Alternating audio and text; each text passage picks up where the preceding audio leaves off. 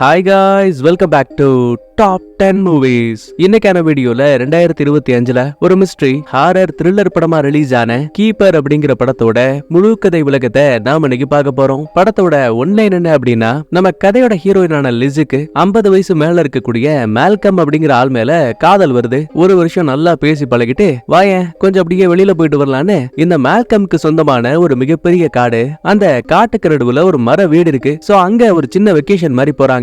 ஆனா ஹீரோயின் அந்த வீட்டுக்கு போன அந்த நிமிஷத்துல இருந்து இவ வாழ்க்கையவே தலைகீழா புரட்டி போடக்கூடிய அளவுக்கு ஒன்பே ஒன்னா விசித்திரமான சம்பவங்கள் நடக்க ஆரம்பிக்குது. இதுக்கெல்லாம் காரணம் என்ன? கடைசியில மால்கமும் ஹீரோயினும் அந்த இடத்தை விட்டு உயிரோட தப்பிச்சு வந்தாங்களா இல்லையாங்கிறது தான் இந்த படத்தோட மீதி கதை. சொல்ல போனா ஆரம்பத்தை விட எண்டிங்ல ஒரு பெரிய ட்விஸ்ட் ரிவீல் பண்ணுவானுங்க. ஒரு நிமிஷம் எனக்குமே அது நல்ல ஃபீல் ஆச்சு. கண்டிப்பா படம் பார்க்கும்போது நீங்களும் ஃபீல் பண்ணுவீங்க. சோ வெயிட் பண்ணாம ஆரம்பத்துல இருந்து கடைசி வரைக்கும் ஃபுல்லா பாருங்க. உங்க வீட்டு பிள்ளையா நினைச்சு வீடியோக்கு ஒரு லைக் பண்ணிட்டு இப்பதான் நம்ம சேனலுக்கு புதுசா வந்திருக்கீங்கன்னா சப்ஸ்கிரைப் பண்ணிட்டு பக்கத்துல இருக்க அந்த பெல் பட்டனையும் ஆன்ல வச்சுக்கோங்க.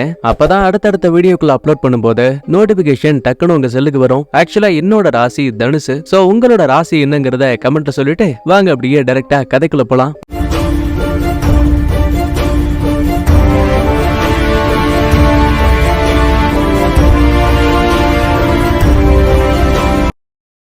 படத்தோட ஆரம்பத்திலேயே 1800 ஆண்டுகள்ல இருந்து இப்ப வரைக்கும் அழகழகா விதவிதமான பொண்ணுங்களை காட்டுறாங்க.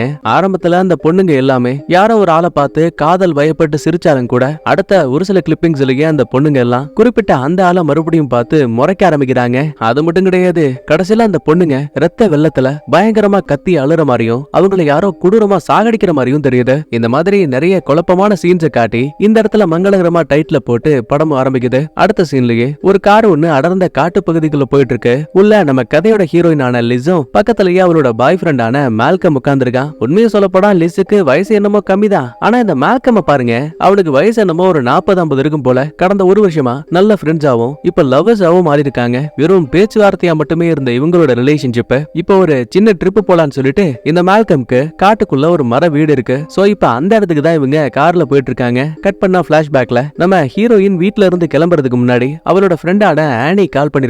அடியே லிஸ், நீ அந்த மால்கம் நம்புறியா? ஏன் என்னாச்சு? இல்லடி, அந்த ஆளுக்கு வயசு ஏதோ அதிகமா இருக்க மாதிரி இருக்கு. நீ இவனை வேற காதலிச்சிட்டு இருக்க. இந்த பாரு, உன்ன லவ் பண்றேன்னு கதையா விட்டுட்டு ஊருக்குள்ள சின்ன வீடு ஏதோ வச்சிருக்க போறாண்டி. புள்ள குட்டி இருக்கான்னு எதுவும் விசாரிச்சியா? சேச்சா, அப்படிலாம் எதுவும் கிடையாது. அவர் ஆரம்பத்துல இருந்தே சிங்கிள்னு தான் சொன்னாரு. அவருக்கு ஃபேமிலின்னு ஒண்ணு கிடையாது. சரி சரி, அப்படின்னா நீ பார்த்து பத்திரமா போயிட்டு வா. ஒருவேளை ஏதாவது பிரச்சனைனா எனக்கு ஒரே ஒரு கால் பண்ணு, நானே வந்து உன்னை கூட்டிட்டு வந்துடுறேன். இப்ப பிளாஷ்பேக் கட் ஆனதுமே நம்ம ஹீரோனும் மால்கமும் ஒரு வழியா அவங்க போக வேண்டிய அந்த இடத்துக்கு வந்தாச்சு. ஒரு சின்ன ஓடையை ஒட்டி தான் இந்த மர வீடே அமைஞ்சிருக்கும். வீட்டுக்குள்ள வந்ததுமே ஹீரோனுக்கும் அந்த இடம் ரொம்ப பிடிச்சு போயிடுது. ஏன்னா எல்லா இடத்துலயுமே ஓப்பனான விண்டோ தான் இருக்கும். சோ மறைமுகமா இவங்களால எதுவும் பண்ண முடியாது. அந்த அளவுக்கு கொஞ்சம் ஃப்ரீடமான ஒரு இடம். அப்ப மால்கம் கையில ஒரு டிராயிங்க கொண்டு வரான். ஹே லிஸ், இது என்னன்னு தெரியுதா? உன்னோட ஓவியங்கள்ல எனக்கு ரொம்ப பிடிச்சமான ஒண்ணு. முதல்ல இதை இந்த வீட்டுல நான் மாட்டி வைக்கிறேன். நீ வேணும்னா அது வரைக்கும் சும்மா சுத்தி பாருன்னு சொல்லிட்டு இவ அப்படியே அங்க இருந்து போயிடுவான். பொடி நடையா ஹீரோயினும் அங்க இருக்க டைனிங் ஏரியாக்கு வரும்போது அங்க ஒரு கேக் பாக்ஸ் இருக்கு. ஏப்பா மால்கம், என்ன இது கேக் பாக்ஸ் இருக்கு? இத நீதான் வச்சியா என்ன? இல்ல நான் வைக்கல. மேபி இந்த வீட்டை பாத்துக்கிறதுக்கு ஒரு வேலைக்காரி இருப்பா, அவ ஏதோ வச்சிருப்பான்னு நினைக்கிறேன். கவலைப்படாத, இது அவங்களோட ட்ரெடிஷன். இப்படிதான் புதுசா யாராவது வீட்டுக்கு வந்தா வெல்கம் பண்ணுவாங்க. உடனே ஹீரோயினும் அந்த கேக் பாக்ஸ பாக்குறாங்க. சந்தேகப்படும்படியா அதுல ஏதோ ரத்தக்கரைகள் பட்ட மாதிரி ஒரு சில தடயங்கள் மட்டும் தெரியுது. பட் மால்கம் மேல அதீத நம்பிக்கை இருக்கு. சோ அதனாலேயே இவ அதெல்லாம் பெருசா கண்டுக்கல. அதுக்கப்புறம் ஹீரோயினோட டிராயிங்க மால்கம் பார்த்து ரசிக்கிறான். பக்கத்துல வந்த ஹீரோயினும் அவங்க கூட அப்படியே கட்டி பிடிச்சி முத்த மலைய பொழிஞ்சிட்டு இருக்கா. அப்பதான் எதிர்ச்சியா விண்டோ வழியா வெளியில பாக்கும்போது இன்னொரு மர வீடு இருக்க விஷயத்த கவனிக்கிறாங்க. எப்பா மால்கம், என்ன இது? இங்க நீ மட்டும் தான் இருக்கன்னு சொன்ன, அந்த வீடு யாரோடது? ஹே, அது என் கசின் டேரனோட வீடு. அவன் சரியான பைத்தியக்காரன். எப்பவாச்சும் தான் வீட்டுக்கு வருவான். எனக்கு தெரிஞ்சு இப்ப அவன் வீட்டுல இல்ல. சோ நமக்கு எந்த ஒரு பிரச்சனையும் இல்ல, நம்ம ஃப்ரீயா இருக்கலாம். சரி, டைம் ஆயிடுச்சு, நான் உனக்காக டின்னர் ரெடி பண்றேன். நீ அதுக்குள்ள போய் ஃப்ரெஷ் அப் ஆயிட்டு வந்துரு. அதுக்கப்புறம் இவ்வளவு நேரம் பாத்திங் டப்புக்கு வந்துருவா. நல்லா மிதமான சூட்ல ஜம்முன்னு ஒரு குளியல போடும்போது இவளுக்கு அங்க இருக்க சின்னூண்டு ஏசி வெண்டுக்குள்ள இருந்து கொஞ்சம் வினோதமான ஹம்மிங் சத்தம் கேட்க ஆரம்பிக்குது. ஒரு சந்தேகத்துல, மால்கம், அது நீதானா? ஆனா அவனை பாருங்க, நான் கிச்சன்ல இருக்க, நீ பேசுற எதுவும் எனக்கு கேட்கலாங்கிறான். சரி, அப்படின்னா நமக்கு தான் ஏதோ தப்பாக்கிட்டு இருக்கு போலன்னு கொஞ்சம் கண்ணை மூடி ஆழ்ந்து தூங்க ஆரம்பிக்கிறா. அப்ப ஹீரோனுக்கு இவன் இங்க பாத்திங் டப்ல தானே படுத்திருக்கா. ஆனா பக்கத்துல இருக்க ஓடை தண்ணியில குளிக்கிற மாதிரி இவளுக்கு ஒரு சின்ன இல்யூஷன் ஃபீல் ஆகுது. கூடவே அங்க இருக்க தண்ணிக்குள்ள ஒரு பெண்ணோட முகமும் தெரியுது. இவன் இல்யூஷனுக்குள்ள இருக்க அதே டைம்ல பின்னாடி இருக்க கண்ணாடியில பாருங்களேன், ஒரு சின்ன ஹார்ட்டின் சிம்பிள் தானாவே வருதுங்க. அப்படின்னா இந்த வீட்டுக்குள்ள கண்டிப்பா அமானுஷமான பேயோ பிசாசோ இருக்கு, அது நல்லா கன்ஃபார்ம் ஆயிடுச்சு. ஏதோ ஒண்ணு தப்பா இருக்குன்னு சடனா ஹீரோயினும் திரும்பி பாக்குறாங்க. ஆனா இவ பாக்கும்போது அந்த கண்ணாடி ரொம்ப நார்மலா தான் இருக்கு. அதுக்கப்புறம் நேரம் போக நைட் ஆகுது. இவங்க வாங்கிட்டு வந்த மீனை சமைச்சு ஜம்முன்னு சாப்பிட ஆரம்பிக்கிறாங்க. உடனே மால்கமும் ஹீரோயினை எந்த அளவுக்கு பிடிக்கும், அவளை எவ்வளவு நேசிக்கிறான்னு வார்த்தைகள்ல ஒன் பை ஒன்னா சொல்லும் போது அவளால காதல் மோகத்தை கட்டுப்படுத்த முடியல. உடனே பக்கத்துல வந்தவ கட்டி பிடிச்சு சம்பவம் பண்ண ஆரம்பிக்கிறா. அப்பதான் சடனா யாரோ ஒருத்தர் கதவை தட்டக்கூடிய சத்தம் கேக்குது. என்னடா திறந்து பார்த்தா அது இந்த மால்கமோட கசினான டேரன், கூடவே சோஃபியான்னு சொல்லிட்டு ஒரு பெரிய மாடல் அழகிய வேற கூட்டிட்டு வந்திருக்கான். வந்தவன் சும்மா இருக்க வேண்டியதானே, என்னப்பா புது புள்ளைய உஷார் பண்ணிருக்கியா மால்கம்? அச்சோ பாவம், நான் தான் உள்ள வந்து ஒன்னு டிஸ்டர்ப் பண்ணிட்டேனா? சரி போனது போகட்டும். இந்த இருக்க பாரு சோஃபியா, இவ ஆக்சுவலா பென்சில்வேனியாவை சேர்ந்தவ. பெருசா இங்கிலீஷ் கூட பேச மாட்டா. ஒரு 2-3 நாளைக்கு நானும் இவ்வளவு இங்கதான் என்னோட மர வீட்டுல போய் தங்க போறோம். ஏதாவது வேணும்னா என்கிட்ட யோசிக்காம கேளுங்கன்னு கொஞ்சம் திமிரு கலந்த மாதிரி பேசிட்டு இருப்பான். கூடவே மால்கம் உங்ககிட்ட தனியா பேசணும்னு அவனை வேற கூட்டிட்டு போயிடுவான். இப்ப தனியா உட்கார்ந்திருக்க ஹீரோயினும் சோஃபியாவை பாக்குறாங்க. அந்த புள்ள தெளிவாவே இல்லைங்க, ஏதோ சரகடிச்ச மாதிரி அறபோதையாவே சுத்திட்டு இருக்கா. ஒரு சந்தேகத்துல, மேடம் நீங்க ஓகே தானே? பதிலுக்கு சோஃபியாவும் அங்க இருக்கக்கூடிய சாக்லேட் கேக்க பார்த்து அதோட டேஸ்ட் ரொம்ப ரொம்ப கேவலமா இருக்கு, அது நீ ட்ரையே பண்ணக்கூடாது அப்படிங்கிற மாதிரி சொல்லுவா. அப்படின்னா இந்த வீட்டோட வேலைக்காரி நம்ம ஹீரோனுக்கு எப்படி ஒரு கேக்க கொடுத்தாலோ அதே மாதிரியே இங்க இருக்க சோஃபியாவுக்கும் கொடுத்துருக்கா போலன்னு ஒரு சின்ன கெஸ் பண்ணிக்கிறா. அடுத்த கொஞ்ச நேரத்திலேயே டேரன் பாய் சொல்லிட்டு சோஃபியாவை கூட்டிட்டு தன்னோட வீட்டுக்கு போயிடுவான். ஆனா ஹீரோனுக்கு நடக்கிற சம்பவங்கள் சுத்தமா பிடிக்கல. ஏன்னா மால்கம் வரும்போது வீட்டுக்கு யாரும் வரமாட்டாங்க, நீயும் நானும் ஃப்ரீயா இருக்கலாம்னு சொல்லி கூட்டிட்டு வந்திருப்பான். ஆனா இந்த கசின் டேரனை பார்த்ததால ஹீரோனோட ஆசையில இடி விழுந்த மாதிரி இருக்கு. போதாத வரைக்கும் சோஃபியாவை அழகி அது இதுன்னு புகழ்ந்து தள்ளிருப்பான். அதெல்லாம் ஹீரோனுக்கு லைட்டா கில்ட்டா போயிடும், எங்க ஒருவேளை நம்ம அழகா இல்லையோன்னு. அப்ப கூட இந்த மால்கம், இந்த பாரு உன்னை விட எனக்கு வேற அழகியெல்லாம் யாரும் கிடையாது, நான் உன்னை மனசார காதலிக்கிறேன் அப்படி இப்படின்னு சொல்லும் போது ஹீரோயினும் அந்த வார்த்தைகள்ல விழுந்துருவா. அப்புறம் என்ன, மறுபடியும் சம்பவம் தான். அப்ப பாருங்க இந்த மால்கம் சம்பந்தமே இல்லாம, ஹே லிஸ் என்னோட வேலைக்காரி, அவ உனக்காக செஞ்சு வச்ச கேக்க நீ சாப்பிட்டியா? எது கேக்கா? ஏடாடே சம்பவத்துக்கு நடுவுல தான் உனக்கு கேக்கு ஞாபகம் வருமா? இல்லமா உண்மையாவே அந்த கேக்கு அவ்வளவு சூப்பரா இருக்கும், நீ ஒரு முறை சாப்பிட்டு பாரு. வேலங்குச்சு போ, ஒரு நிமிஷம் இரு. அது சாக்லேட் கேக்கா? ஆமா. ஏன்? எப்பா எனக்கு சாக்லேட்டே பிடிக்காதுப்பா, சின்ன வயசுல இருந்து நான் அதையெல்லாம் வெறுக்கிறேன். ஆனா மால்கம் விடுற மாதிரி இல்ல, எனக்காக இந்த கேக்க நீ சாப்பிட்டு பாரு, கண்டிப்பா உனக்கு பிடிக்கும்னு ஒரு பீஸ் எடுத்து பிளேட்ல வச்சு கொடுப்பான். சரி பார்ட்னர் கேக்குறானே சாப்பிட்டுதான் ஆகணும்னு ஒரு ஸ்பூன் எடுத்து வாயில வைக்கிறா. அடுத்த செகண்டே எப்பா கேக்கு கேவலமா இருக்குன்னு சொல்லுவா. இருந்தாலும் மனச கல்லாக்கிட்டு அந்த ஒரு சின்ன பீஸை மட்டும் ஃபுல்லாவே சாப்பிட்டுருவா. அடுத்த கொஞ்ச நேரத்திலேயே நம்ம ஹீரோயினும் மால்கமும் நல்லா தூங்கி போயிடுவாங்க. அப்ப மறுபடியும் ஹீரோனுக்கு ஒரு சின்ன கனவு, அதுல ஒரு மிகப்பெரிய நீர்வீழ்ச்சி, அதுக்கு கீழே ஒரு கர்ப்பிணி பெண் ஏதோ ஒரு வித்தியாசமான ரிச்சுவல் பண்ற மாதிரி தெரியுது. பார்த்தா அடுத்த கிளிப்பிங்லயே நம்ம ஹீரோயின் ரத்தக்கரையோட படுத்திருக்க மாதிரியும் அவளோட தலையில யாரோ ஒருத்தர் துப்பாக்கிய வைக்கிற மாதிரியும் தெரியுது. கண்ண முழிச்சவளுக்கு இதெல்லாம் கனவுங்கிறது தெரிய வருது. கூடவே வீட்டுக்குள்ள இருந்த ஹம்மிங் சத்தமும் கேக்குது. எங்க இருந்து அந்த சத்தம் வருதுன்னு தெரிஞ்சுக்கிறதுக்காக கையில லைட்டோட ஒவ்வொரு இடமா தேட ஆரம்பிக்கிறா. ஆரம்பத்துல அங்க இருக்க விண்டோ கிட்ட யாருமே இருந்திருக்க மாட்டாங்க. ஆனா ஹீரோயின் அந்த இடத்த கிராஸ் பண்ணும்போது ஒரு அமானுஷமான பெண்ணோட உருவம், அதாவது பேயோட உருவம் நிக்கிற மாதிரி தெரியும். பாவம் இத நம்ம ஹீரோயின் கவனிக்கல. நேரா அங்க இருக்க டைனிங் ஏரியாக்கு வரும்போது நம்ம ஆளு சாப்பிட்டு வச்ச மீதி கேக் இருக்கு இல்லையா, அது இன்னும் டேபிள்ல தான் இருக்கு. நம்ம ஆளு ஏற்கனவே சொல்லிருப்பா இவளுக்கு சாக்லேட் கேக் அப்படின்னா சுத்தமா பிடிக்காதுன்னு. ஆனா இப்ப என்ன யோசிச்சான்னு தெரியல, ஏதோ தீராத பசி வந்த மாதிரி. ஒரு சிலருக்கு பசி வெறி பிடிச்சா எப்படி சாப்பிடுவாங்க, அதே போல நம்ம ஹீரோயினும் அந்த கேக் அப்படியே ஒத்த கையில அள்ளி மொச்சுக்கு மொச்சுக்குன்னு திங்க ஆரம்பிக்கிறா. வெளியில இருந்து பார்த்தாதான் சாக்லேட் கேக்கு, ஆனா உள்ள சகப்பு சகப்பா ஏதோ ரத்தக்கரை மாதிரி தெரியுது. உண்மையாவே கேக்கத்தான் கொடுத்தாங்களா இல்ல இவனையாவது போட்டு தள்ளி அதை வச்சு கேக்க பண்ணாங்களான்னு தெரியல. இதுல இன்னொரு ஹைலைட் என்ன அப்படின்னா, நம்மால ஒவ்வொரு கேக்கோட பீஸ சாப்பிடும் போதுமே படத்தோட ஆரம்பத்துல ஒரு சில பெண்கள் ரொம்ப கொடூரமா இறந்து போயிருப்பாங்கல்ல ரத்த கரைகளோட, அந்த பொண்ணுங்க கத்தி அழக்கூடிய விஷயங்கள் எல்லாம் ஒரு சின்ன இல்லூஷனா வந்து போகுது. இங்க கட் பண்ணா காலையில விடியுது. அந்த மாடல் பொண்ணு சோஃபியா இருக்கா இல்லையா, அவளுக்கு நல்லா போதை தெளிஞ்சு போச்சு போல. கண்ண முழிச்சவ நேரா காட்டுக்குள்ள வந்திருக்கா. அடச்சா இந்த இடத்துக்கு வந்து நான் மிகப்பெரிய தப்பு பண்ணிட்டேன், முதல்ல வெளியில போகணும். டாக்ஸி ஏதாவது புக் பண்ணலான்னு பார்த்தா நெட் கிடைக்கல, கால் பண்ணலான்னு பார்த்தாலும் சுத்தமா சிக்னல் இல்ல. இப்படி எல்லாம் பேசிட்டு இருக்கும் போது சடனா காட்டுக்குள்ள இருந்து ஒரு வித்தியாசமான சத்தம் கேக்குது. ஆத்தாடி ஏதோ ஒரு அமனுஷமான மிருகம் இங்க வந்துருச்சு போலன்னு பயத்துல இவ ஒரு மரத்துக்கு பின்னாடி பதுங்குவா. அப்ப அந்த மரத்தோட சேர்த்து மறைஞ்சிருந்த ஒரு அமானுஷமான உருவம் அப்படியே அந்த புள்ளைய தூக்கிட்டு ஜோயிங்னு மரத்துக்கு மேல ஏறி போயிடும். இந்த இடத்துல உண்மையாவே சோஃபியாவுக்கு என்னாச்சு, உயிரோட இருக்காளா செத்துட்டாளாங்கிறத தெளிவா காட்டல. அடுத்து தூக்கத்தை விட்டு கண்ணமுழிக்கக்கூடிய மால்கம் ஹீரோயினை தேடி வரும்போது அவ அங்க இருக்க ஹால்ல உட்கார்ந்து இருக்கா. நைட் இவ பார்த்த அமானுஷமான உருவங்கள் இருக்கல்ல, அது எல்லாத்தையும் பித்து பிடிச்ச மாதிரி ஒரு பேப்பர்ல டிராயிங்கா வரைஞ்சிட்டு இருக்கா. குட் மார்னிங் சொல்லிட்டு நேரா கீழே வந்த மால்கம் அங்க இருக்க குப்பை தொட்டியில கேக் பாக்ஸ் மட்டும் இருக்க விஷயத்த கவனிக்கிறான். என்ன இது, உள்ள இருந்த கேக்க காணோம், அப்படின்னா தனியாலவே இந்த கேக்க சாப்பிட்டா போலன்னு மேலையும் கீழையும் ஹீரோயினை கவனிக்கிறான். என்னாச்சு, நீ ஓகே தானே? நான் நல்லா தான் இருக்கேன்னு போய் சொல்லுவா. சரிவா, ஒரு சின்ன வாக் போயிட்டு வரலான்னு ரெண்டு பேரும் காட்டுக்குள்ள வராங்க. அங்க இருக்க சின்ன ஓடைக்கிட்ட வரும்போது ஹீரோயினுக்கு இந்த இடம் ஏற்கனவே ரொம்ப பழக்கப்பட்ட ஒரு இடம் மாதிரியே ஃபீல் ஆகுது. சடனா ஒரு இல்யூஷன், அதுல ஒரு கர்ப்பிணி பொண்ணு ஹீரோயின் நிக்கக்கூடிய இதே இடத்துல இருந்து ஒரு சில ரிச்சுவல்ஸ் பண்ற மாதிரியும், அந்த இடத்துக்கு ரெண்டு குட்டி பசங்க கையில துப்பாக்கிகளோட வர மாதிரியும் தெரியுது. இல்யூஷனை விட்டு நம்ம ஹீரோயின் வெளியில வந்ததுமே அங்க இருக்க ஓடை தண்ணியில ஒரு சின்ன லாக்கெட் இருக்க விஷயத்த கவனிக்கிறா. திறந்து பாக்குறா, உள்ள ஏதோ ஒரு போட்டோ இருக்கு. இவ அதுல என்ன பார்த்தாங்கிறத நமக்கு தெளிவா காட்டல. அடுத்து வீட்டுக்கு வந்ததுல இருந்து இவளுக்கு கிடைச்ச அந்த லாக்கெட் இருக்குல்ல, அத கழுத்துல மாட்டி கைய வச்சு நோண்டிக்கிட்டே இருக்கா. சடனா அப்பதான் மால்கம் உள்ள போந்து, செல்லம் என்ன மன்னிச்சிரு, எனக்கு ஒரு எமர்ஜென்சி கேஸ் வந்திருக்கு. என்னோட பேஷண்டான மோக்ஸியா உனக்கு தெரியும்ல, ஆக்சுவலி அவளுக்கு ரொம்ப கண்டிஷன் சீரியஸ் ஆயிடுச்சான். பாவம், அவங்களோட பசங்க வேற ஹாஸ்பிட்டல்ல வெயிட் பண்ணிட்டு இருக்காங்களா. மோக்ஸியா இப்போ வரைக்கும் எழுந்திருக்கவே இல்லையா. ஒருவேளை இறந்திருக்கலாம்னு சொல்லிட்டு எனக்கு டாக்டர்ஸ் எல்லாம் கால் பண்ணாங்க. நான் உடனே சிட்டிக்கு போயாகணும். கோச்சுக்காத, என்னால முடிஞ்ச வரைக்கும் சாயங்காலம் 6 மணிக்குள்ள நான் திரும்ப வந்துருவேன். உன்னால தனியா ஹேண்டில் பண்ண முடியுமா? என்னடா இது, ட்ரிப்புன்னு கூட்டிட்டு வந்துட்டு தன்னை மட்டும் தனியா விட்டுட்டு போறானேன்னு ஹீரோயினுக்குள்ள வருத்தம் இருந்தாலும் கூட அதை முழுசா வெளிக்காட்டாம லைட்டா அழுதபடியே, நான் ஓகே தான், என்னால தனியா ஹேண்டில் பண்ண முடியும்னு மால்கம அங்கிருந்து அனுப்பி வைக்கிறா.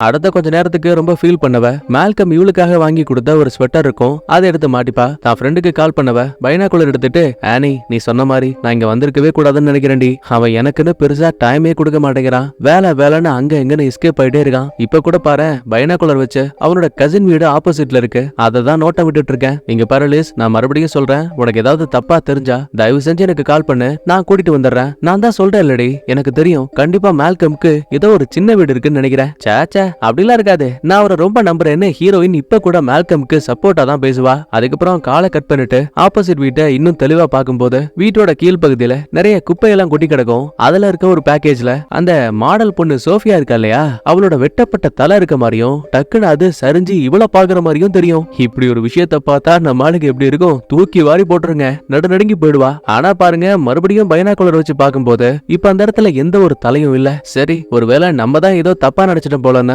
தன்னோட மனசை தேத்திக்கிட்டு நேரா பெட்டுக்கு தூங்க போயிடுவா. அடுத்த கொஞ்ச நேரத்துக்கு அப்புறமா நல்லா தூங்கிட்டு கண்ண முழிச்சு பார்க்கும்போது இவ மாட்டி இருந்த அந்த ஸ்வெட்டர் இருக்கு இல்லையா, ஆக்சுவலா அது முன்பக்கத்துல பட்டன் போடுறதுக்கு பதிலா பின்பக்கம் முதுகுல பட்டன் போட்டிருக்கு. என்ன இது, நார்மலா தானே போட்டிருந்தோம், எப்படி முதுகுல பட்டன் போட்டோம், ஏதோ ஒண்ணு தப்பா இருக்குன்னு குழப்பத்தோட கிச்சன்ல வந்து தண்ணி குடிப்பாங்க. அப்ப பாருங்க, திடீர்னு பின்னாடி திரும்பி பார்த்தா அங்க இந்த சோஃபியா புள்ள பேய் மாதிரி உட்கார்ந்துருக்கா. ஒரு நிமிஷம் நம்ம ஆளுக்கு அள்ளு விட்டுரும். அடி பாவி, கரும முடிச்சு விட, ஏண்டி சொல்லாம போகலாம உள்ள வந்து உட்கார்ந்துருக்க, ஒரு நிமிஷம் நான் வீட்டை லாக் பண்ணி தானே வச்சேன், எப்படி நீ உள்ள வந்த? பதிலுக்கு சோஃபியா ஏற்கனவே சொன்ன மாதிரி இவளுக்கு பெருசா இங்கிலீஷே வராதுல்ல, ஆனா இப்ப ரொம்ப கேஷுவலா, நான் இந்த வீட்ல தானே இருக்கேன், எப்ப வேணா என்னால வரவும் போகவும் முடியுங்கிறா. ஒரு நிமிஷம் இவ பேசுற இங்கிலீஷை பார்த்த ஹீரோனுக்கே சந்தேகம் வருது. அதோட விட்டா பரவாயில்லையே, அங்க உட்கார்ந்து இருக்க சோஃபியா உருவம் ரெண்டா தெரியுது. ஒன்னு என்னடானா பெருசா இருக்கு, இன்னொன்னு என்னடானா குட்டியா இருக்கு. சோஃபியா, சத்தியமா எனக்கு ரொம்ப பயமா இருக்கு, நான் டேரனை கூப்பிடுறேன்னு இவ விண்டோவை பார்த்துட்டு மறுபடியும் பின்னாடி திரும்பும் போது சேர்ல சமத்தா உட்கார்ந்து இருந்த சோஃபியா ரத்த கரைகளோட படார்னு முன்னாடி வந்து நிப்பா. சத்தம் போடாத,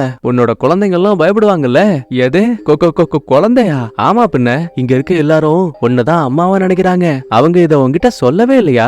ஆக்சுவலி நீ இந்த கடந்த காலத்தை பார்த்தாகணும்னு அந்த சோஃபி உருவம் நம்ம ஹீரோயின் மேல கைய வைக்கும் போது மறுபடியும் இல்லூஷன், அங்க இருக்க ஓடை தண்ணியில ஒரு கர்ப்பிணி பெண் அப்படியே ஒரு சில ரிச்சுவல்ஸ் எல்லாம் பண்ணி டான்ஸ் ஆடுற மாதிரியும், அந்த இடத்துக்கு ரெண்டு குட்டி பசங்க கையில கன்னோட வர மாதிரியும், அதுல ஒருத்தன் துப்பாக்கி வச்சு அந்த கர்ப்பிணி புள்ளையவே சுடுற மாதிரியும் தெரியுது. கண்ண முழிச்சா இதெல்லாம் மறுபடியும் ஹீரோயினோட கனவு. உண்மையாவே என்ன இருக்கு அப்படின்னா, நம்மால பயத்திலேயே நிறைய ஒயினை குடிச்சிட்டு நல்லா தூங்கிருக்கா. அது மூலமா தான் இந்த அளவுக்கு வித்தியாசமான கனவு எல்லாம் வந்திருக்கு. கூடவே ஒயினை அங்க இருக்க பெட்ல வேற ஊத்தி விட்டா. அடச்ச, மால்கம் வந்தா ஏதாவது தப்பா நினைச்சுக்க போறான்னு கிளீன் பண்ணுமேன்னு இந்த வீட்டுக்கு கீழே ஒரு அண்டர் கிரவுண்ட் இருக்கு, அங்கதான் வாஷ் பண்றதுக்கு தேவையான திங்ஸ் எல்லாம் இருக்கும். சோ கையில போனோட நேரா கீழே வந்தவ வாஷ் பண்றதுக்கு தேவையான திங்ஸை எடுத்துட்டு மேல வரும்போது போனை தெரியாதனமா கீழேயே வச்சுட்டு வந்துருவா. பெட்ல இருக்க கரைகளை கொஞ்சம் கொஞ்சமா கிளீன் பண்ணிட்டு இருக்கும் போது சடனா அங்க இருக்க மாடியில இருந்து யாரோ இவள பாக்குற மாதிரியே ஃபீல் ஆகுது. அதே டைம்ல கதவை தட்டக்கூடிய சத்தமும் கேக்குது. ஒரு சந்தேகத்துல கதவை லாக் பண்ணிட்டு நீங்க யாரு என்னன்னு கேப்பா. பதிலுக்கு அந்த பக்கத்துல நான் தான் டேரன். மால்கம் கதவை தர, நீ உள்ளதா இருக்கியா? ஏற்கனவே இந்த டேரனை பத்தி மால்கம் நிறைய நெகட்டிவான விஷயத்த சொல்லிருப்பா இல்லையா? சோ அந்த பயத்தாலேயே இந்த பாருங்க, நான் லிஸ். ஆக்சுவலா மால்கம் வெளியில ஒரு சின்ன வேலையா போயிருக்காரு, திரும்ப வரதுக்கு லேட் ஆகும். நீங்க வேணா சாயங்காலம் 6 மணிக்கு மேல வாங்கல. ஏமா என்ன பேசிட்டு இருக்க நீ? இந்த பாரு, எனக்கு வீட்டுல எடுக்க வேண்டிய ஒரு முக்கியமான பொருள் இருக்கு, நான் உள்ள வந்து டக்குன்னு எடுத்துட்டு கிளம்பிடுவேன். இல்ல சாரி, என்னால இப்போதைக்கு முடியாது. பாருமா, இது என்னோட வீடு, என் வீட்டுக்குள்ள என்னையே நீ விட மாட்டியா? அட என்னடா இவனோட தொல்லையா போச்சேன்னு கடுப்புல ஹீரோயினும் கதவை திறந்து விடுவாங்க. இருந்தாலும் உள்ளுக்குள்ள ஒரு பயமும் இருந்துகிட்டே இருக்கு. வந்த டேரன் வேற, என்னமா வீடெல்லாம் சௌகரியமா இருக்கா? நல்லா சாப்பிட்டீங்களா? தூங்குனீங்களா? முக்கியமா வேலைக்காரி கொடுத்த கேக்க சாப்பிட்டியான்னு அழுத்தி கேப்பான். கூடவே கேக்க சாப்பிட்டதுக்கு அப்புறம் நல்லா தூக்கம் வந்திருக்குமே, நல்லா தூங்குனியான்னு கேப்பான். இவ ஆமான்னு சொன்னாலும் கூட இவனுக்கு எப்படி இதெல்லாம் தெரியும்னு ஹீரோனுக்கு ஒரு சின்ன சந்தேகமும் உருவாகுது. இப்ப டேரனும் வீடு ஃபுல்லா தேடி ஒரு வழியா அவனுக்கு தேவையான சரக்கு பாட்டில கையில் எடுத்துட்டான். நேரா வெளியில போக வேண்டியதானே. மறுபடியும் ஹீரோனை பார்த்து, உங்களுக்கு ஓகேனா நம்ம 2 பேரும் சரக்கு அடிக்கலாமான்னு கேப்பான். ரைட்ரா, இவன் வேணான்னு சொன்னாலும் விட மாட்டான். ஒரு பெக்க போட்டுட்டு பயல வெளியில அனுப்புவோன்னு, இருங்க நான் முதல்ல பாத்ரூம் போயிட்டு வரேன்னு ஹீரோயின் உள்ள வந்து கதவை லாக் பண்ணிப்பா. கரும்பு முச்சிவன் போய் தொலைய மாட்டேங்கிறான். இப்ப என்ன பண்றதுன்னு தெரியலையேன்னு குழப்பத்துல இவ உள்ள உட்காந்து புலம்பிட்டு இருக்கும் போது மால்கம் கிட்ட கால் பண்ணி இன்ஃபார்ம் பண்ணலான்னு பார்த்தா இப்பதான் இவகிட்ட போன் இல்லங்கிற விஷயமே ஞாபகம் வருது. அடச்ச, பேஸ்மெண்ட்லயே வச்சுட்டு வந்துட்டேன் நானு. இவ ஒரு பக்கத்துல புலம்பிட்டு இருக்கா. இந்த பக்கத்துல டேரனை பாருங்க, சத்தமே போடாம கிச்சனுக்கு வந்தவன் கறி வெட்டுற பட்டாகத்தி இருக்கு பாத்தீங்களா, அத கையில எடுக்கிறான். புரிஞ்சு போச்சு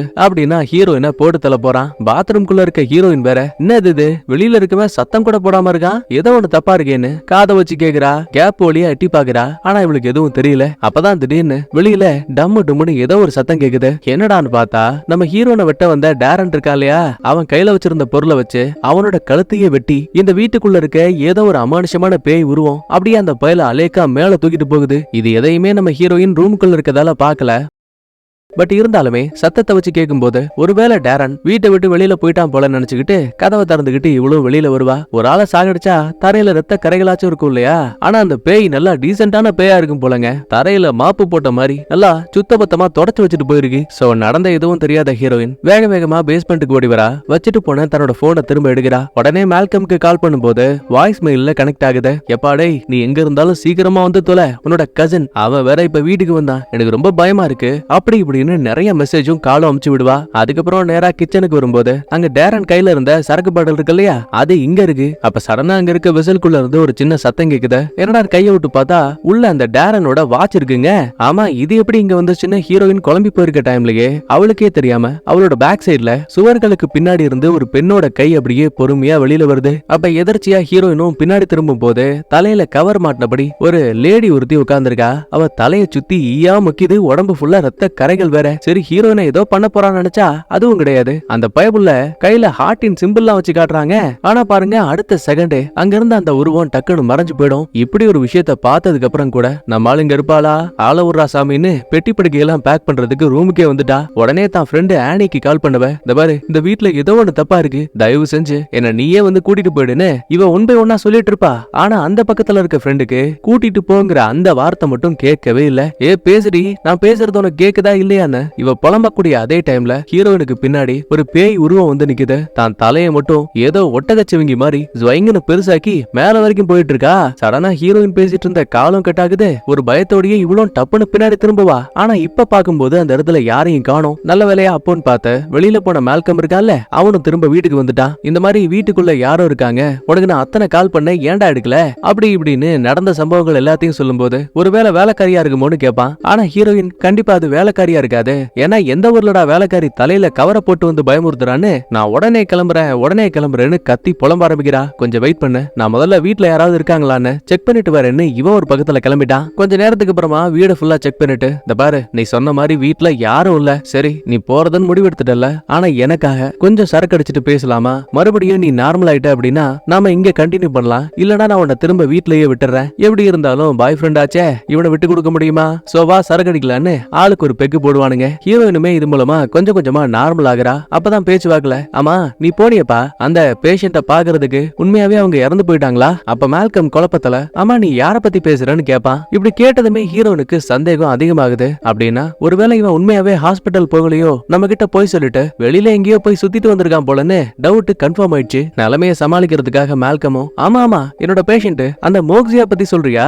நான் மறந்தே போயிட்டேன் பாரு. ஆக்சுவலா அந்த பொண்ணு இறந்து போயிட்டாமா, பாவம் அவ சொந்தக்காரங்க எல்லாமே அழுதாங்க. ஓ அப்படியா, சரி ஓகே நான் பாத்ரூம் போயிட்டு வரேன்னு சொல்லிட்டு நேரா உள்ள வந்தவ கதவை லாக் பண்ணிட்டு ஓன் அழுறா. இல்ல இல்ல ஆனி சொன்னது இப்ப உண்மையா போயிடுச்சு, நான் இங்க வந்திருக்கவே கூடாது. கண்டிப்பா இந்த மால்கம்க்கு வேற ஏதோ ஒரு கனெக்ஷன் இருக்குன்னு புலம்ப ஆரம்பிக்கிறா. அப்ப நேரத்துக்குன்னு அங்க இருக்க ஏசி வெண்டுக்குள்ள இருந்து ஒரு சின்ன போட்டோ ஒண்ணு அப்படியே லைட்டா தடுமாறி கீழே விழும். என்னன்னு புரியாம ஹீரோனும் அதை எடுத்து பார்க்கும்போது அதுல இந்த மால்கம்க்கு ஒரு ஃபேமிலி இருக்க மாதிரி குடும்ப போட்டோ இருக்குதுங்க, 2 குழந்தைங்க வேற. இத பார்த்து மிரண்டு போன ஹீரோனும் கதவை திறந்த மால்கம் கிட்ட, ஏன்டா டேய் யாரா அந்த போட்டோல இருக்காளுங்க அப்படின்னா, நான் கெஸ் பண்ணது சரியா போச்சு, நீ ஹாஸ்பிட்டல் போகல, உனக்குன்னு ஒரு ஃபேமிலி இருக்கு, அவங்கள பார்க்க தான் போனியா? இல்ல இல்ல நீ தப்பா புரிஞ்சிட்டு இருக்க, அதெல்லாம் ரொம்ப வருஷத்துக்கு முன்னாடி நடந்த ஒண்ணு, இப்ப நான் அவங்க கூட கான்டாக்ட்ல கூட இல்ல. ஓ மறுபடியும் நீ சொல்லக்கூடிய பொய் எல்லாத்தையும் நான் நம்பணும்ல? ஏண்டா நான் உங்ககிட்ட கேட்கும்போது ஆரம்பத்துல இருந்தே நான் சிங்கிள்னு சொன்ன, இப்ப கேட்டா ஃபேமிலி இருக்கு, அதுவும் முன்னாடி இருந்துச்சுங்கிற. இதெல்லாம் செட் ஆகாது மால்கம், தயவு செஞ்சு என்ன வீட்டுக்கு அனுப்பி நான் இங்க இருந்து கிளம்புறேன். ஒரு நிமிஷம் அமைதியான மால்கமும், இந்த பாரு இதுக்கு மேலயும் உங்ககிட்ட இருந்து உண்மைகளை மறைச்சு எதுவும் ஆக போறதில்ல,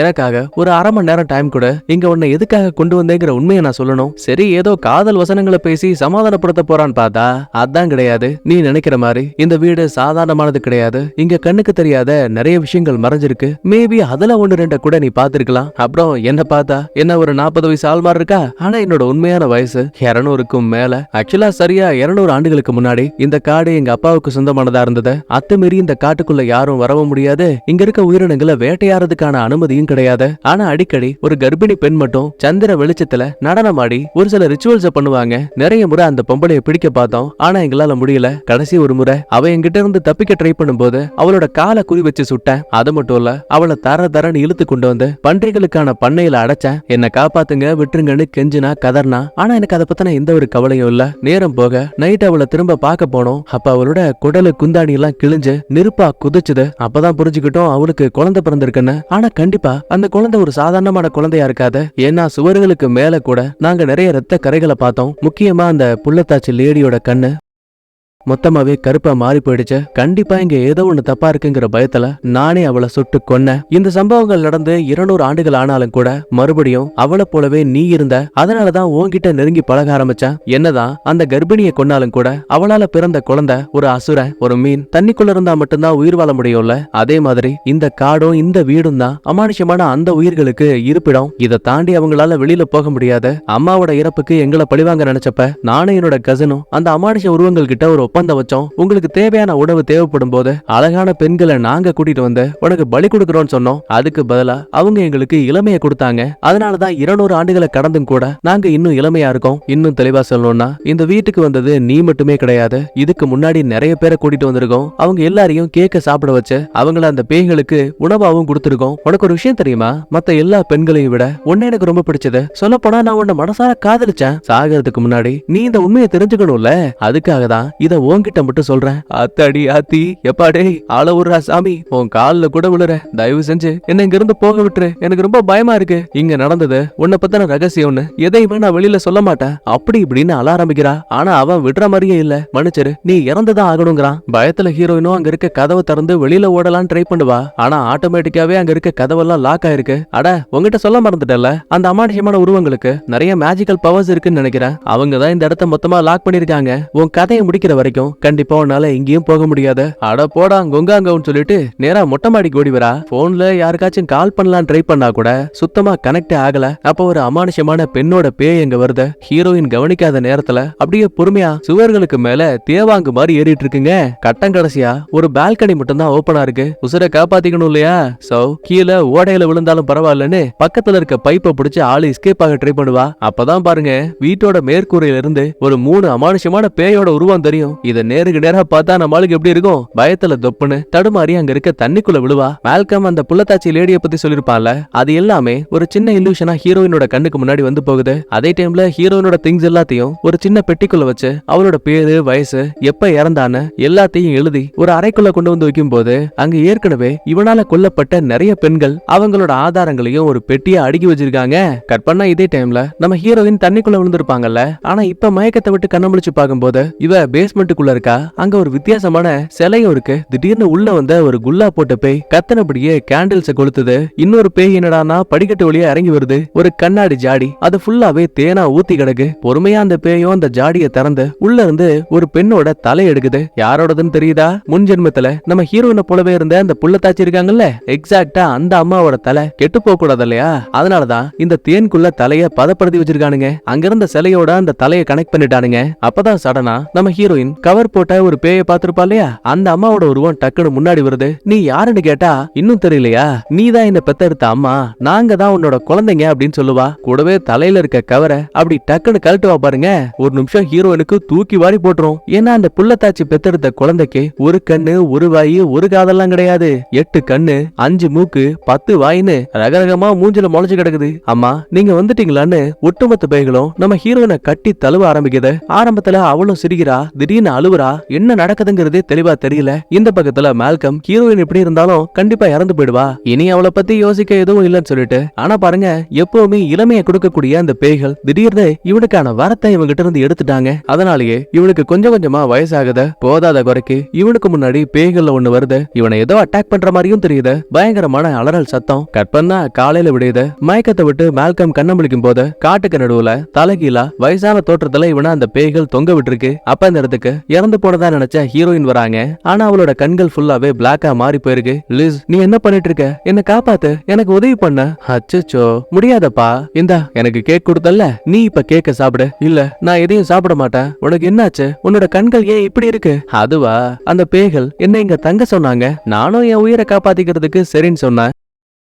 அதான் அவங்க என்ன அம்மாவா எடுத்துக்கிட்டு என்ன எதுவும் பண்ணாம எனக்குள்ள அவங்க வந்துட்டாங்க. இப்ப நாங்க எல்லாருமே ஒரு குடும்பம். இல்ல, இது நடக்க கூடாது. இது என்னோட வீடு, என்னோட காடு. இங்க நான் தான் முடிவுகள் எடுப்பேன். மால்கம், குழந்தை மாதிரி பண்ணாத. உனக்கான நேரம் முடிஞ்சு போச்சு. ஒழுங்கா சாப்பிட்டு நல்ல பிள்ளையா தூங்கு. எப்படி இருந்தாலும் சாக போறோங்கிற விஷயத்த புரிஞ்சுக்கிட்ட மால்கம் வேற வழி இல்லாம ஹீரோயின் கொடுக்கக்கூடிய அந்த கேக்க சாப்பிட்டுருவான். அதுக்கப்புறம் என்ன, அந்த புயல அப்படியே அலேக்கா கீழே இறக்கும் போது ஹீரோயினோட முன்ஜென்மத்துல அவ தலையை வெட்டி எப்படி ஒரு தேன் ஜாடிக்குள்ள வச்சிருந்தாங்களோ அதே மாதிரி இவனை உயிரோட இருக்கும் போதே தேன் ஜாடிக்குள்ள அப்படியே தலைய விட்டானுங்க.